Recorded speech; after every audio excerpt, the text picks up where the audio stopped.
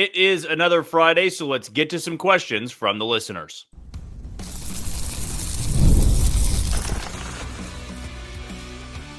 You are Locked On Royals, your daily Kansas City Royals podcast. Part of the Locked On Podcast Network, your team every day. You are tuned into another edition of Locked On Royals in the Locked On Podcast Network. As always, I'm your host, Jack Johnson, and you can find me on Twitter at JohnnyJ_15. That's at JOHNYJ_15. And you can catch us on wherever you listen to your podcast. That can be Spotify, Apple Podcast, Amazon Music, Google Podcast, Odyssey, and YouTube. Just be sure to hit the follow button and subscribe. For the first-time listeners today, if you want to know how this channel works, I bring you episodes Monday through Friday, 30-minute episodes, as well as a 60-second YouTube short after each and every Royals game. And we have another host as well for the Locked On Royals postcast, which are live broadcasts for about 15 minutes right after the game. That's Chance Lebo, and if you want to know more about him, just go back to our episode from yesterday. I had him on the show because it was an off day. We plan on doing that moving forward. You can get his thoughts on the Royals, and you certainly can get his opinion on the game tonight after the Royals and Mets wrap up, I would say around 10 o'clock-ish. Before we get started, I want to tell you that today's show is brought to you by Gametime. Download the Gametime app, create an account, and use code LOCKEDONMLB for $20 off on your first purchase. If I miss anybody's question, whether it be on YouTube or on Twitter, just reach back out to me and say that I'm going to ask this question again. You didn't get to it in the episode, then I'll be sure to answer it by the end of the weekend.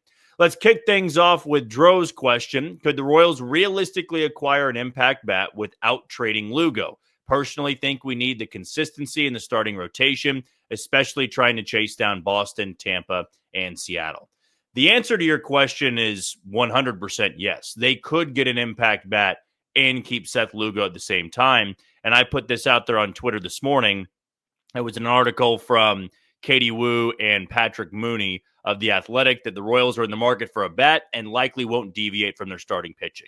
So they're trying to add some offense, but they're not very, high on the idea of trading away Seth Lugo for that exact reason. They feel this team can make a push in the second half, and trading away Seth Lugo goes against that. It may not result in this team making it to the postseason, but I will say this. If they hang on to Seth Lugo, I got to believe that they feel pretty confident they can bring him back for next year and years beyond that. But they can acquire an impact bat by trading away one of their top prospects. Personally, I hope it's not David Shields or Carter Jensen. Everybody else should really be on the table. Next question is from C-Derb. Will Nick Lofton continue to get more playing time, and what does it mean for potential trade targets? For the time being, he will get more playing time just because he's one of the hotter bats, at least of the last 3 to 4 games, and he's been hitting the ball incredibly hard. It does not mean that they are going to pass over trade targets because Nick Lofton has had a couple of good games. He can get more playing time, but I've always felt that he's better suited for the utility role. If that means him playing once a series, that's fine by me, but it should not deter them from acquiring an impact bat at the deadline. Alex question, with the reports of Rob Manfred wanting a salary cap, do you believe a work stoppage would be worth it if it meant we got a salary cap or even a salary floor? I would hate to see a work stoppage. I really would. I understand that the players are going to be against a salary cap because their opinion is that they should be able to make as much money as they can. But we've seen so many other leagues adopt the salary cap to keep things competitive. I mean, we've seen in the NBA a few small market teams win the championship the last few years. You saw Oklahoma City get it done.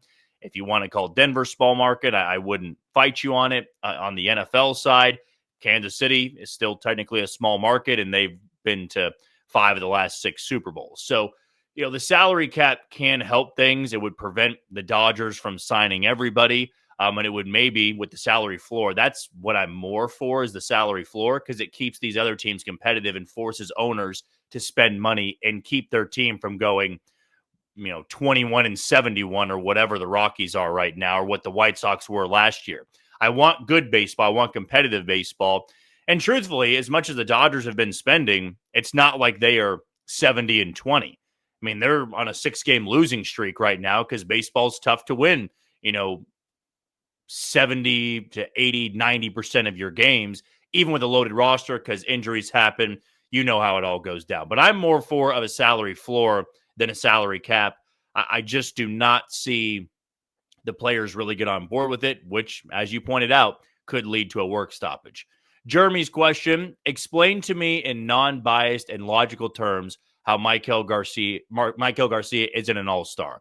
Well, some of the reserves are picked by the manager, which is Aaron Boone of the New York Yankees, who has Jazz Chisholm on the team. And then I did see somebody put out there that some of the other fill-in reserves are the next highest vote getters of that position. So like Zach McKinstry, I believe, was the next highest vote getter. So you can put a little bit of blame on the coaching staff not picking him to be an all-star, but also there just weren't enough votes for Michael Garcia. I believe he was absolutely a snub. He should be in Atlanta for the all-star game. He just hasn't been as notable as a name as some of these other players. And at the end of the day, if you're on a team that's under 500, nationally, not a lot of people pay attention to your team. This one is from Michael. The Royals are like the Jerry Reed song lyrics. When you're hot, and when you're not, you're not. No, not a question, but I can absolutely agree with that statement. An inconsistent bunch. When they're riding high, it really feels like they're riding high. And when they're not playing well, it's really ugly to watch. It is some pretty rough product to watch on a nightly basis, which doing this podcast, you know that I'm tuning in on a nightly or daily basis. This one is from Caleb. Should we give MJ another shot? I don't see how it could hurt considering the people who are already playing. I believe MJ Melendez will get a shot in the second half. He's actually been playing a little bit better of late in Omaha. They need more power off the bench. With the weather getting a little bit warmer, that might favor him. And as much as I would love to see John Rave succeed in Kansas City, I feel I'd almost rather have MJ's bat back up here. And I know there's going to be the comments of, well, there's not much of a bat to talk about. He's a bat with big league experience where John Rave barely has any. And if I'm looking at somebody off the bench to run into one, maybe it doesn't even have to be John Rave. It could be Mark Canha. I just want somebody that can run into one. And even if MJ Melendez is hitting a $170 or $180, he's got that ability to run into one, which sometimes you just need coming off the bench in the ninth inning. This one's from your boy Chris. With Jensen and Mitchell, the top prospects in the Royals minor league system, are we watching Salvador Perez's last season in KC? We touched on this a little bit yesterday. I'm just not sold that it is. I feel that Salvador Perez is going to be a Royal for life. And however they can get that done, they're going to get it done. It does not mean it's going to block Carter Jensen or Blake Mitchell. I just feel they can take their time a little bit with those two guys. Like Carter Jensen's played 12 games in AAA. Blake Mitchell is just now playing his first games of the season and working back from that broken hand injury. These guys need to take some time, really develop fully, because they're going to be replacing one of the most iconic players in franchise history. I don't believe it's Salvy's last season. I believe he's at least got one more. I understand about the contract stuff, but I still feel that his final season is when he calls it quits for good. Next one is coming from Brick. Who's the ideal trade target, and do we move Lugo or try to lock him up long term?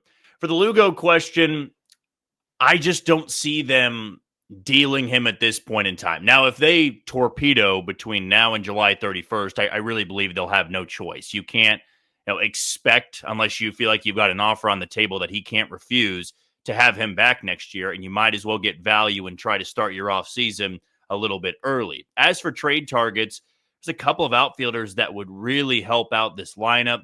I mean, we talked about the ones in Boston. I'm just not sold that they're ever going to move Wilyer Abreu or Jarren Duran. I also feel like the Padres might be a better fit for Duran than the Royals, and they might go more all in than the Royals would. You also look at guys like a Jesus Sanchez and Alex Call, who we've talked about before.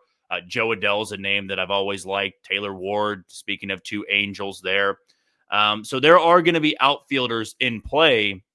I'm also curious what those teams are asking for. Because if these are guys experiencing great seasons, well, they're going to try to leverage that. And if these are guys that have multiple years of control, they're going to try and leverage that. And the Royals need to be smart. They can't just trade to trade for somebody. They need to make sure that what they're giving up, they can live with, they can replace in the system. And sometimes, after the Major League Baseball draft, that's when you start to see the moves happening, because right now the focus might be on the Major League Baseball draft, adding talent to your farm system, and then a few weeks later parting ways with some guys that are in your system. Let's take our first break of the show. When we come back, still a lot of questions to get to next on Locked On Royals. You are tuned into Locked On Royals and the Locked On Podcast Network. I'm your host, Jack Johnson, and you can find us on wherever you listen to your podcast. Want to tell you about Supply House? Get the supplies you need from the site made for the skilled trades. That's Supply House. Whether you're in plumbing, HVAC, or electrical work, Supply House is the reliable way to order products online. Their easy-to-use website is packed with helpful resources and the latest product info to help you get the job done right.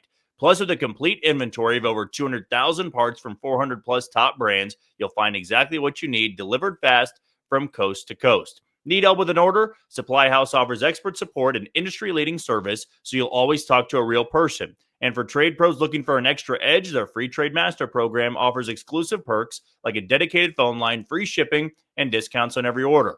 Thousands of skilled professionals are already taking advantage. Now it is your turn. Join the Trade Master program today at supplyhouse.com/TM and start ordering plumbing, HVAC, and electrical supplies with just a few clicks. Plus, use promo code SH5 for 5% off on your first order. That's supplyhouse.com. Next question is coming from Master. Is there a world where we trade Freddie to bring up Carter Jensen? Not this year. I feel that Carter Jensen is going to stay in AAA for the remainder of the season, and it wouldn't surprise me after spring training next year if he goes back to AAA to continue his work there. There's just no need to rush him. You move Jack Caglione up rather quickly. The last thing you want to do is move Carter Jensen up quickly, and Jensen's a different prospect. You know, Jack Caglione was a top 10 pick. Carter Jensen wasn't even a first-round pick. He was a high school bat. You've been developing him. I feel you need to take your time and really season the guy a little bit longer than just a few games or 30 games or 40 games in AAA. It doesn't need to be do or die this year. I really believe that they can slow play it.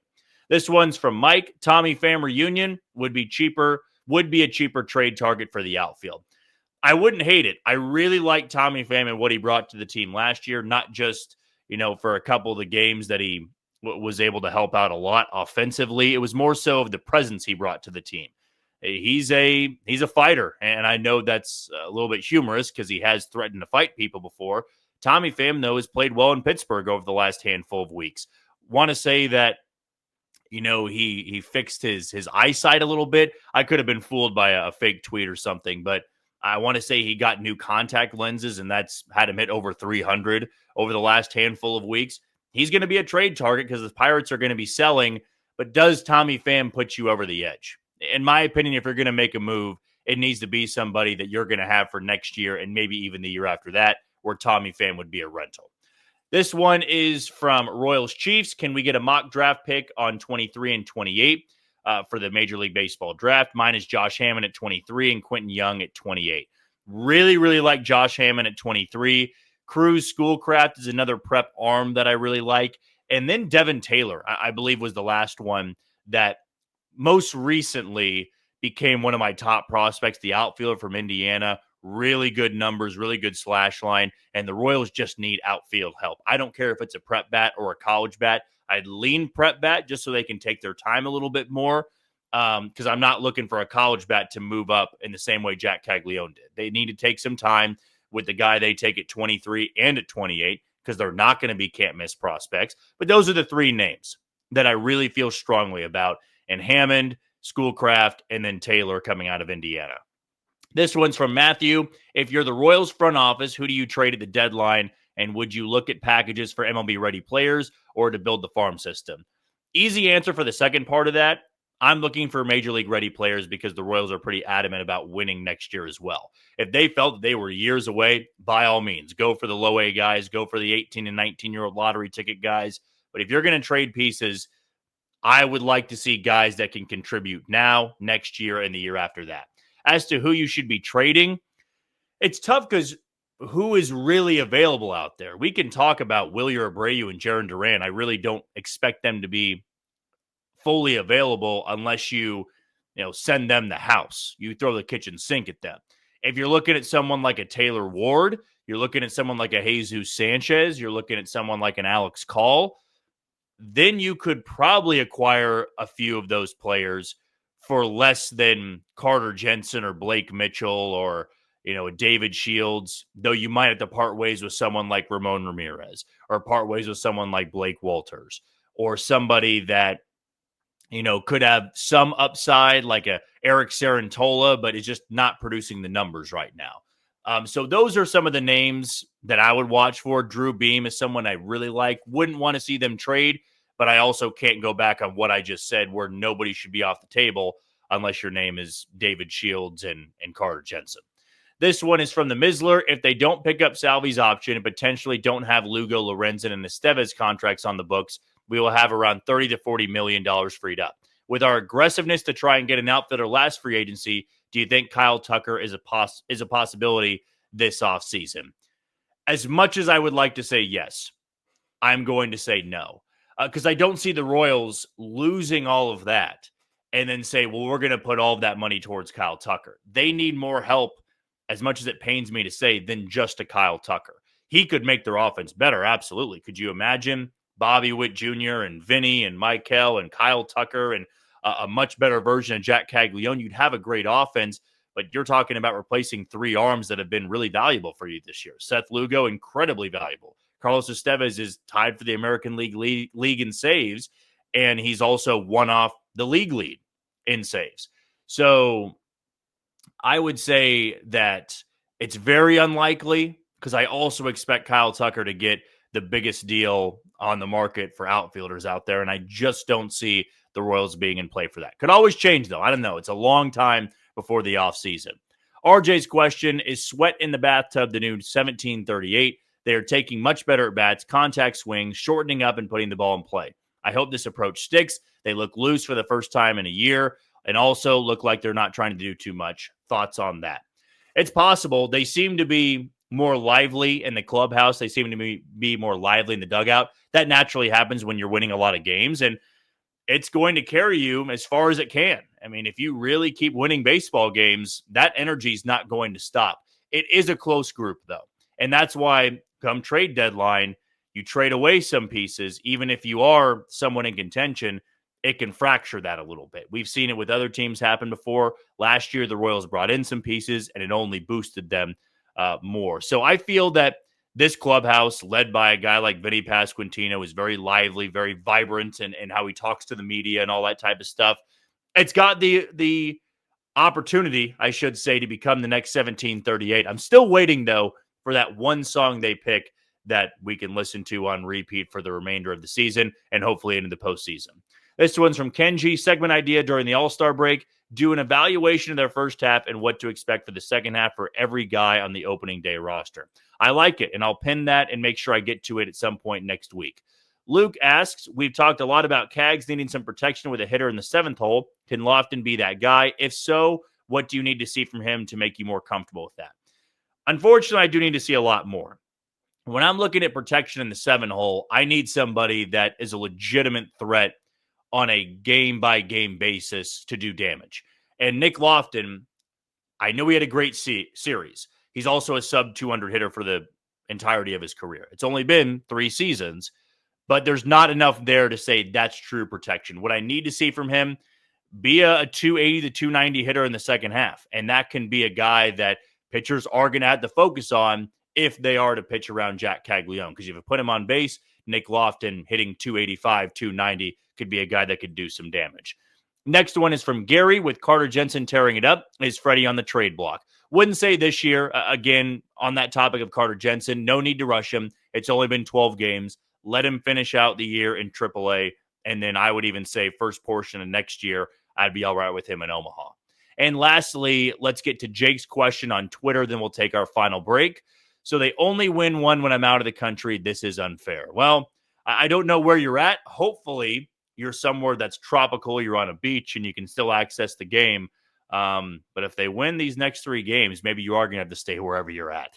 Okay, let's take our final break of the show. When we come back, we'll get to our YouTube questions for a Mailbag Friday on Locked On Royals. You are tuned into Locked On Royals and the Locked On Podcast Network. I'm your host, Jack Johnson. You can always find us on wherever you listen to your podcast. Want to tell you about the title sponsor in Gametime. Have you ever decided at the last minute to head to a ball game with friends or family? Maybe it's game day and you suddenly realize you want to be in the stands. That's exactly where Gametime comes in.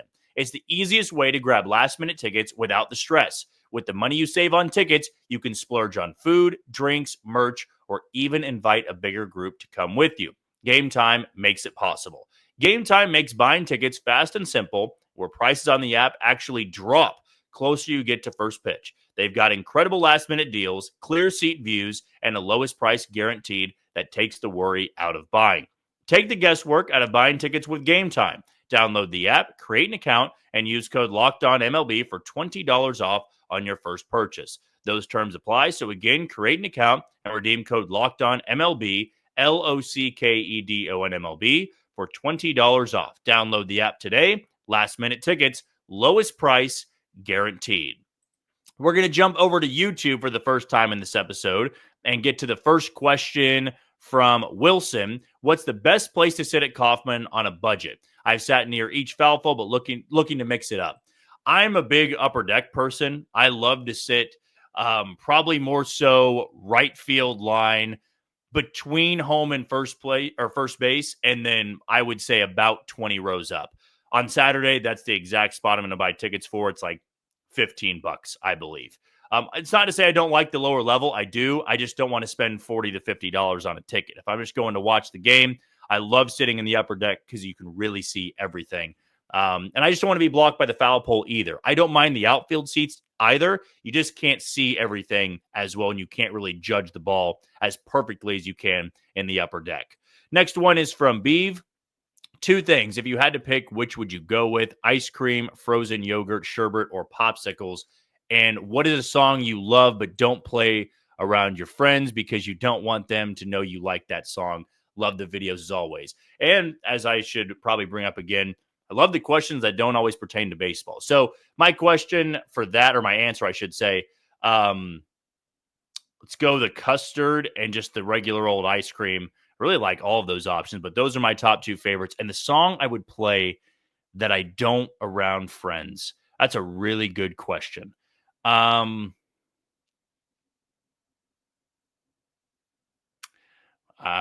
really blanking on this one. Maybe it's something by Taylor Swift. I would say something by Taylor Swift there. Old Taylor Swift, though. More of the late 2000s, like Mine, Teardrops on My Guitar. I'll go with that one because I'm really blanking on everything else. Next one is from, looks like Steve. Would it be possible for the Royals to acquire Alcantara from Miami, even though his ERA is a high 7? I'm going to say no. And if the Royals do acquire starting pitching, it's going to be more of a swing guy, somebody that they can use for depth. Very comparable to what Michael Lorenzen was last year. This one's from Anthony. If the Royals decide not to trade Lorenzen this year, do you think they use his second-year option and re-sign him next year? And is Lorenzen someone you would want the Royals to re-sign next year or just move on from?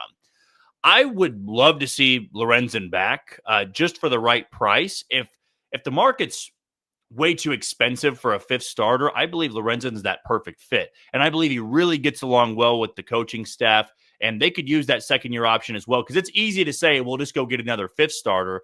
The Royals just don't have any depth in AAA at this point in time. So I would be fine with him coming back. That is if they don't deal him at the trade deadline. The next one is coming from Justin. Do you think Alex Call would be a good addition to the outfield, and would the Royals have to give up much to get him? Yes, and not really. This is a guy with years of control, but also 30. He's not the everyday player that Washington uses in the outfield. They've got a young core, and I just don't believe he really fits that timeline. He would be somebody I would really keep my eye on because I feel he'd fit well in Kansas City.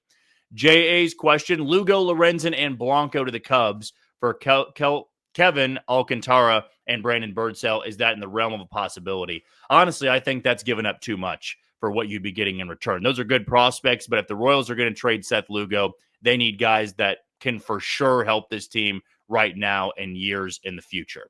The next one is coming from Nate. What type of player could Blake Mitchell get for you? Would that be a start for Duran? It would be a start. You just would have to give up a lot more because Blake Mitchell hasn't played this year. He's still rising up the prospect ranks, so who really knows? Maybe that's telling us something. The talent is there. The numbers aren't quite there just yet. The injury set him back. It would be a start for Duran. You unfortunately would have to package in likely 2 more prospects there and someone like a David Shields, who I really just would not want to give up, and maybe someone at the big league level too, like a Noah Cameron that Boston would try to take on there. So it would be a start, but it wouldn't be all that it would take to acquire a top bat like him. The next question is from Armageddon. Is in what world does Jazz Chisholm or Junior Caminero deserve an all-star spot over Maikel Garcia? I don't believe either of them did. At least I'm going to be biased there and say that Garcia deserved to get in over him. Tampa Bay, though, a playoff team right now. The Yankees are the Yankees. Those are notable names that are going to get in or picked by the manager. We touched on that a little bit to open up the show. Unfortunately for Maikel, as great as he's been, the Royals are 46-48 and 3.5 games out of a playoff spot. Jets question. It feels like Jack is getting left out to dry, hitting in the 6th hole with no protection. Personally, I think someone like Vinny or India makes more sense in the 6th spot because they will both take a walk. Do you think that would lengthen it in the lineup or just put a black hole in the 3 to 5 spots with Cags there?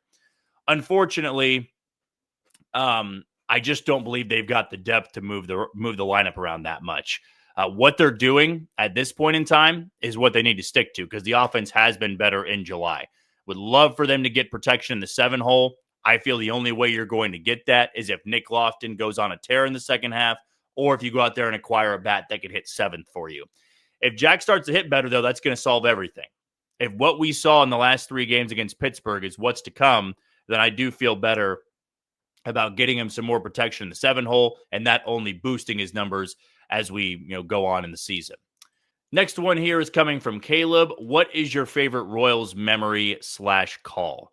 Favorite Royals memory is always going to be the wild card game.